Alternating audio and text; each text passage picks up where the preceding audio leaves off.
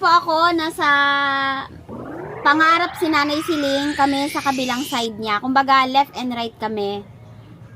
Ay, malapit din kayo doon. Pwede ko pong Kumusta naman lakarin. siya na, kumakain pa ba siya? Ay, malakas po siya kumain. Ang problema kay Nanay Siling, parang wala siya sa tamang pag-iisip niya. Simula nang nagkaroon siya ng depression kay Tatay Dante. Pero nagkikita pa rin silang mag-asawa, hindi na. Hindi na po muna ngayon kasi po ang asawa niya po ay sinasaktan niya kapag may time na nasasaktan niya po ang asawa niya. Kaya ang ginawa ng isang vlogger ay inilayo po muna sa kanya. Kasi gusto ko kasing maging maayos din yan. Opo. Kaso ko kasi ang mahirap kausapin. Kaya po naman parang minomonitor ko lang kung kumakain pa siya o hindi kasi ang sabi niya kasi buhay pa naman daw yung asawa niya kaya hindi niya pwedeng iiwanan kaya hindi ko siya mapapunta rito. Opo. Kaya yun sabi ko nandiyan naman yung lipag, nandiyan yung asawa niya. Wala naman siyang anak, wala man masyadong problema kundi yung sarili niya. Kaya ang sa akin lang kung ano yung gusto niya susundan ko kaya lang kung kasi hindi ko naman pwedeng pilitin niya na pupunta rito eh. Kung ayaw niya talaga, matagal nang hindi nagpupunta dito, more than 11 years na. 11 years na po kayo hindi nagkikita. 11 years na po kayo hindi nagkikita. Mga 3 years since pandemic. Kayo po ang lumuwas dito o siya ang pumunta diyan? Pupunta ako doon dahil may pinapaano ako yung lupa niya. Kaya nagpunta ako doon. Nakita ko naman na medyo okay pa siya. Kaya, lang ako, tumatawag naman siya. Kaya lang siguro, iwan ko kung marunong pa siyang tumawag kung may depression o parang may sira na. Siyempre, Opo. dati tumatawag yun.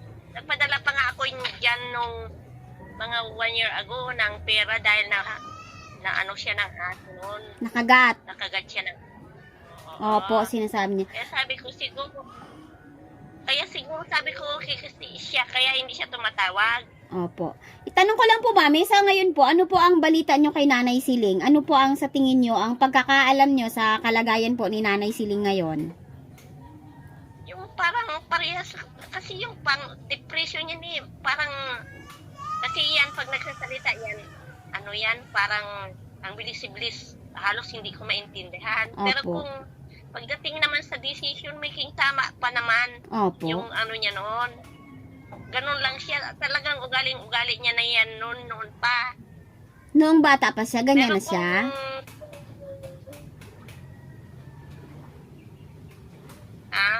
Bata pa po si Nanay Siling, ganyan na po ang ugali niya? Ganun talaga yung ugali noon.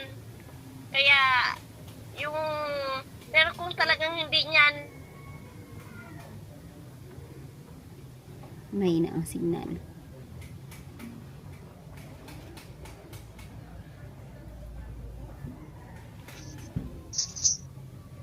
Mami, ako na lang po ang magsasabi sa inyo ng kalagayan ni Nanay Siling ngayon. po, Ako na lang po ang magsasabi.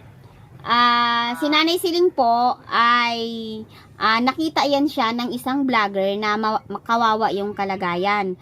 Natutulog po sila sa lupa. Natutulog po sila sa lupa na may bubong lang na parang barong-barong na nilagyan lang ng bubong. Yan ang buhay nila ni Tatay Dante. Kasi si Tatay Dante po ay nadisgrasya. Nahulog siya sa kanal nang siya ay lasing.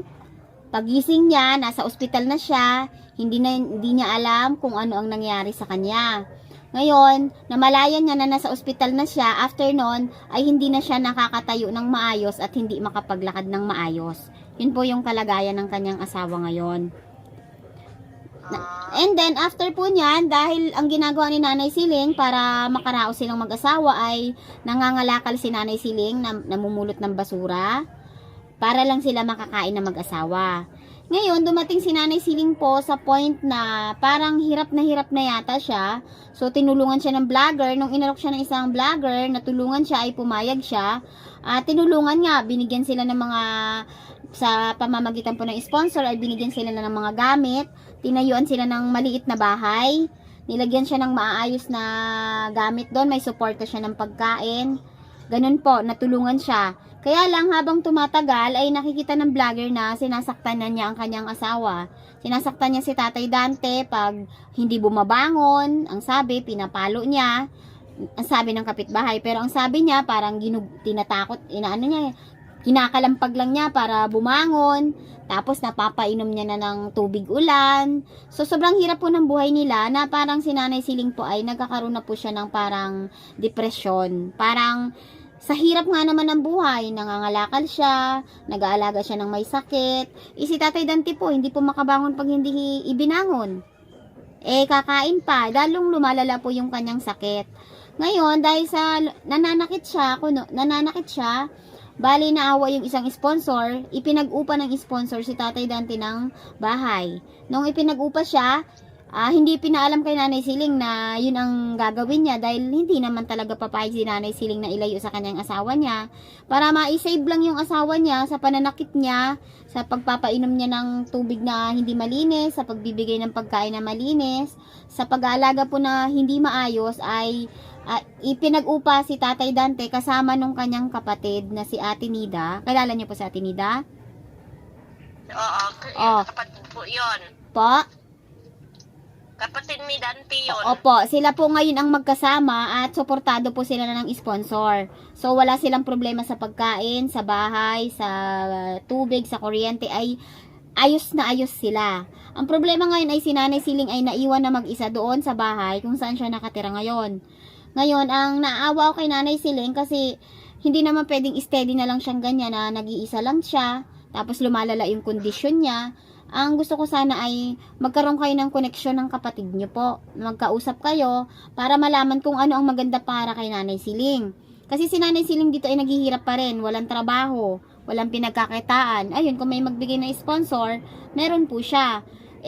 Kung meron naman po siya dyan ng mga pundar at meron naman siyang pwede naman niya pong enjoyin yun. Kasi po ang pagkaalam ko kasi si Dante nagtrabaho ng more than or almost 30 years in service niya sa Quezon City. Opo, and Tapos then, Siling naman, hindi naman siyang SS. Opo. Na, pero sabi ko maganda na yung buhay nila ngayon. Sabi ko kasi, nasa senior citizen na sila, nagpili na nilang pili na nilang ipa-update yan sa SS, sa kanilang. Ang problema po, nilalakad din Nanay Silang ang SSS niya kahit bigyan siya ng pera ay hindi pa rin niya naaayos at ang sinasabi niya ay meron siyang babayarang mahal para dyan sa kanyang SSS. Baka pwede niyo po siyang matulungan si Nanay dyan sa SSS niya para makakuha rin po siya ng kanyang retirement.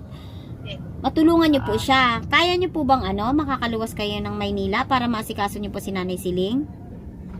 Sa ngayon po, wala po akong, kasi talagang medyo kung talagang iutang ko, mayroon siguro. Sa pamasahe po, siguro pamasahe. Ganyan talagang wala po kasi katatapos ng anak ko na nag-aral, tapos wala rin kaming sweldo ngayon, tapos may inaalagaan pa akong nanay. Yung nanay niyo po, Mami, ang nanay niyo po ay malakas pa po ba? Yung nanay ko? Opo. Na siya, talagang titingnan na siya kasi 86 years old na siya So, kailangan po talaga ni Kaya, Nanay Siling na makauwi dyan para makausap niya ang mama niya, no? Hindi naman, yung ko lang sa kapatid ko siguro, magkaroon siya ngayon ng desisyon na yung talagang kusa na niyang uuwi. Gusto po talaga niyang umuwi. Wala siyang pamasahe. Gusto niyang umuwi. Wala siyang pamasahe. Saan po ba ang location niyo, Mami? Ay, dito po sa Western Pangasinan, alam niyo po yung 100 Island. Anda Pangasinan po kami. Opo. Malayo po yan sa Lingayen. Malayo pa po. Ano ang mas malapit? Yun Lingayen po o 100 Island? Ay, dito na kami mismo mas malayo pa kami sa 100 Island kasi kung alam niyo ang Alaminos, Bani, Bulinaw din anda. Yan ang ano namin. So, Alam niyo yung ano yun, mami? Pag pumunta dyan ng Pangasinan, bali, mas maunang mapupuntahan yung bahay ni Tatay Dante bago po ang bahay ni Nanay Siling. Opo. Kasi nakarating na po ako sa bahay ni Tatay Dante eh. Ah, Nakarating na po ako sa bahay ni Tatay Dante. Sa Lingayen. Sa Lingayen po yun, hindi ko pa yun, hindi pa ako nakapunta. Mula po sa Lingayen, mami, ilang oras pa ang biyahe papunta dyan? Pang how many hours? 2 daw po. 2 oras pa. Ma'am, ano po, si Nanay Siling po ba, alam niyo po bang meron din siyang napundar nung panahon na siya ay nagtatrabaho? Ang pagkaalam ko, wala kundi yung is niya lang. Meron daw po yan, sabi ni Tatay Dante, may sariling tituladong lote si Nanay Siling na nabili. Na dapat ay ma-enjoy niya. Hindi niya yan nabili, kundi yan ay pamana sa kanya. Yung mana niya. Hindi niya yan- Ha? Ibig sabihin po, kayong dalawa na lang po ba ni Nanay Siling ang magkasama ngayon? Ang magkapatid na... Kayong dalawa na lang magkapatid ngayon? Dalawa na lang kayo? May mana po si Nanay Siling tsaka kayo po. Ano po? May mana po si Nanay Siling, kayong dalawa na lang po ang nagmamana, may mana. Mayroon din konti. Hindi naman masyadong malaki. Pero ang ibig ko sabihin, mami, si Nanay Siling ay meron talaga siyang dapat dapat na mamanahin sa kanyang parents. Mayroon. Dapat po ay makauwi si Nanay Siling para maasikaso niya po. Kasi dito po ay napakahirap ng buhay niya. Yan na nga po, yung sana yung hiling ko kung talagang gugustuhin niya. Kung mayroon pa siyang kunting isip, siya pa rin ang pagdesisyonan ko kasi pag iuwi ko yan at lalayasin din ako niyan. Pupuntahan niya pa rin yung asawa niya. Kasi ang alam ko niyan kasi parang she relied to the pension of his husband. Kaya yan ang pagkarap ko, kaya hindi niya talaga maiwan-iwanan yung asawa niya. Eh baka nga mas malaki pa ang pensyon ni Nanay Siling kaysa kay Tatay Dante. Mas malaki kay Dante, 30 years in Service. Quezon City Engineer Office. So, ibig niyo pong sabihin, si Nanay Siling ay, kaya ayaw niyang iwan muna si Tatay Dante dahil dyan sa kanyang pensyon, sa tingin niyo po? Yan ang pinag-usapan namin nung umuwi ako, nung pumunta ako sa kanya. Yan ang niya sa akin. Sa tipid talagang pinapauwi ko yan, ayaw niya. Pero karapatan niya naman po talaga yon dahil kasal sila. Karapatan niya yon. Yun nga, kaya sabi ko, tama lang naman yung desisyon niya. Pero kailangan po, asikasuhin niya pa rin yung sarili niyang pundar. Hindi. Kasi, siyempre pag mayroong pensyon yung asawa niya, siyempre may mahalaga din yung asawa niya. Disimani, at saka disimani rin, kailangan niya rin yan. Saka siya naman, hindi ko rin alam kung paano nga ang nangyayari kung... Kasi ngayon, mami, ang nangyari po ngayon, si Nanay Siling pa ay lumalabas na merong diferensya sa pag-iisip.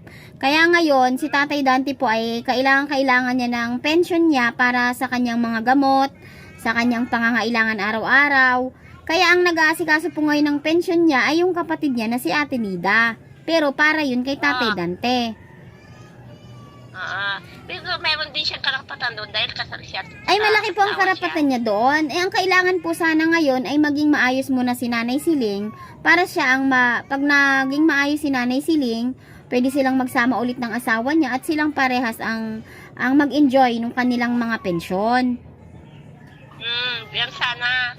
Kaso nga, kagaya nga nung sinabi nyo na may depression siya, parang may sira-sira. Wala. Eh, magagamot naman yun, mami, kung pagtutulungan po natin. Kasi si Nanay Siling ay kailangan niya ngayon ng karamay. Kagaya na karaan, nandito siya sa bahay ko, kinukumbinsi ko siya na magpa-check up sa psychiatrist. Eh, ayaw niya namang tanggapin na may diferensya siya, which is hindi naman normal yung mga ginagawa niya. Dinideny niya na siya ay may problema. Ngayon, ang pinakamaganda po siguro niyan ay ang suporta niyo bilang kapatid. Una, asikasuin niya muna yung kanyang mana para may magamit siya para sa kanya. siguro pag ano, hindi ba siya pwedeng matawagan or siya mismo Papupuntahin ko po siya magtatawagan? dito, mami, pag nakontak ko siya. Then kayo po ang mag-usap. Kasi siya mismo ang nagpa-message sa akin sa'yo. Kung gusto ka raw niyang makausap. Siguro, mas maganda siguro kung maintindihan ko siya, kung maayos-ayos pa yung pananalita Maayos niya. po, maayos naman po. Nasasagot niya naman ako ng maayos na ayun lang, parang may nararamdaman akong galit sa dibdib niya dahil nga Ang may galit. ah Alam niyo po yung galit niya, ikikwento ko na po sa inyo, isa pa depression niya dahil hindi siya nagkaanak opo. sa rin niya. Tapos, yung asawa niya naman, kasi nandyan pa ako, parang alam ko na yung bawat isa sa kanila. Opo. Kaya, napaglag yung loob ko. Kung hindi mo siya kilala, sabihin mo na sira siya, pero hindi siya sira pagdating sa decision making, yun ang nakita ko sa kanya. Opo. Pero hindi siya feeling. Iwan ko kung ganun pa ang normal na ano niya hanggang ngayon kung hindi nagbago. Talagang ganun ang ugali niya since ever since. Hindi, ang mga mali sa mga galawan niya po yung pananakit niya ng asawa niya. Pananakit ng asawa, pero parang noon ganun din naman ang nangyayari. Parang lambing-lambing lang na nila, pero yan, wala naman talaga yung nangyayaring buga. Opo. Parang kahit na nakita ko sa harapan nila, ganyan sila noon.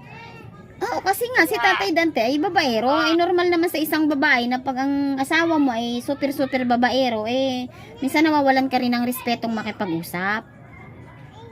Ano talaga yan, parang ganun nga yung ano yan talagang minsan hindi ko rin yan maintindihan, kaya nga hindi kami nagkasama niyan sa bahay kasi hindi din kami magkaintindihan.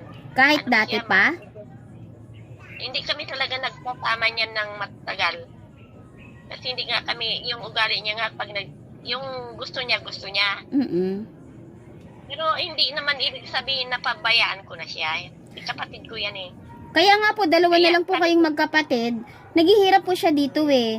Ngayon, kung may mamanahin naman pala siya dyan, ipag-usapan nyo na kung anong gagawin sa mamanahin nyo, kung gusto nyo bang ibenta, tapos igawa niya dyan ang bahay niya dyan at dyan na siya mag-stay.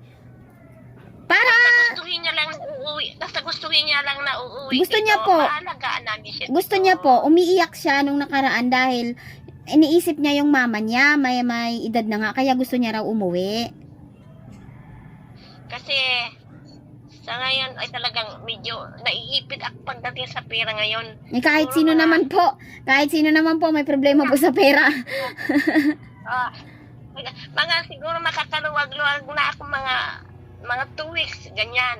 Pero kung sakali, mami, kung sakali po na dumating ang time na may kakayahan kaming dalahin sa iyo si Nanay Siling, okay po ba yon? Tapos diyan na kayo mag-usap? O mag-uusap na lang kami, pero minsan kasi ang hirap ng signal. Nandito ako sa floating house kasi ang Ay, hirap ng signal. Kaya nga po, Sa- halimbawa sa bahay. pupuntahan namin kayo dyan, ibibigay nyo sa amin yung eksaktong address nyo at kami ang maghahatid kay Nanay Siling. Kung sakasakali lang na mabigyan ng pagkakataon na maihatid namin dyan si Nanay Siling, mas okay siguro para makapag-usap kayo. O sige po, tatanungin ko din sa nanay ko. Siyempre, yung nanay ko meron pang tamang pag-iisip, kaya ipapaalam ko din sa nanay ko ngayon. Opo, sabihin nyo po sa mami nyo na si Nanay Siling ay gustong umuwi ng probinsya. Pero ang nakikita ko, mami, na maitutulong natin kay Nanay Siling ay ang umuwi muna siya dyan, makausap niya mama nyo, makausap kanya, para ma-feel naman niya na mayroon pa siyang kapatid, mayroon siyang mama, para yun ang ma-feel niya, para magkaroon siya ng panibagong gusto kung ano ang gusto niyang gawin sa buhay niya ngayong ganyang nagkasakit na si Tatay Dante. O sige, thank you po, madam. Sige, ma'am. Ganun na lang po. Ang gagawin ko po muna ay tatawagan ko si Nanay Siling para sabihin na nakausap ko na kayo. Kasi nakaraan pa niya kayo Sige. pinamessage sa akin. Lately lang kayo po nag-reply. Kaya nagpasalamat ako na nag-reply kayo. Kasi yung nag-iisa niyo pong kapatid dito ay talagang napakalungkot at mahirap po yung kalagayan niya. Para makita niyo po yung kalagayan niya, panoorin niyo po siya sa aking YouTube channel. Bali kami po yung mga vlogger na nagtulong sa kanya, nagbigay ng konting kalinga sa kanya. para matulungan siya dahil nga siya ay nangangalakal lang dati at nagkaroon talaga siya ng depresyon sa sobrang hirap ng buhay niya dito sa Maynila. O, sige, madam, ipapa-open ko sa mga anak ko, para... May message ko po sa inyo yung YouTube channel ko po, Ka-Therapy. I-message ko po sa inyo yan. Then, i-check nyo dun po yung kalagayan ni Nanay Siling para magkaroon po kayo ng idea kung ano ang mas magandang gawin para mas matulungan pa po si Nanay Siling. Ito na lang ang masasabi ko, ma'am. Yung pag makausap nyo ng personal, tatanungin nyo siya kung talagang gusto niyang umuwi. Willing kami na talagang yun ang gusto namin na uuwi na siya. Opo. Kaya tulungan nyo kaming mag-convince sa kanya na uuwi na. Gusto niya po talagang umuwi, Mami. Gusto niyang umuwi. Kasi nung nakaraan umiyak siya, gusto raw niya makita ang mama niya kasi baka mahina na. Gusto niya pong umuwi dyan. O, sige, ganun na lang, ma'am. Malalaman ko kung ano, kung paano po, At magkano po yung bayad nyo pagdalhin nyo siya dito? Ay, hindi ko pa po alam, ma'am. Bali, aalamin ko pa po kung magkano ang gagastusin. Ano po bang pagpunta dyan? Bus lang? Hindi na kailangang magbangka, no? Hindi na kailangan? Bus lang? Hindi na po. Kasi pag talagang sasalubungin na lang kayo sa bayan, ang Anda. Para, anda. O, sige po, Mami. Ganyan na lang po. I-message ko po kayo kapag nakausap ko na si Nanay Siling. Sabihin ko sa kanya na nagkaroon na tayo ng pag-uusap. Then, sa susunod kayo naman po ang mag-usap sa cellphone. Then, check po natin kung anong mas makabubuti. Sige, thank you, madam. Salamat po, ma'am, sa inyong pagsagot sa tawag, sa pag-reply nyo po. Kawawa po yung nag-iisa nyo pong kapatid dito. Kawawa siya kasi wala na siyang ibang kasama. Wala siyang anak dito. Malayo ang asawa niya. Wala siyang kabuhayan. Minsan mumulot lang siya ng basura para makakain siya. Kawawa po. Sige, good, thank you, ma'am. Ma'am, maraming salamat po, ma'am, ha. Sana po ay mag-reply kayo kung sakasakali na mabasa niyo yung message.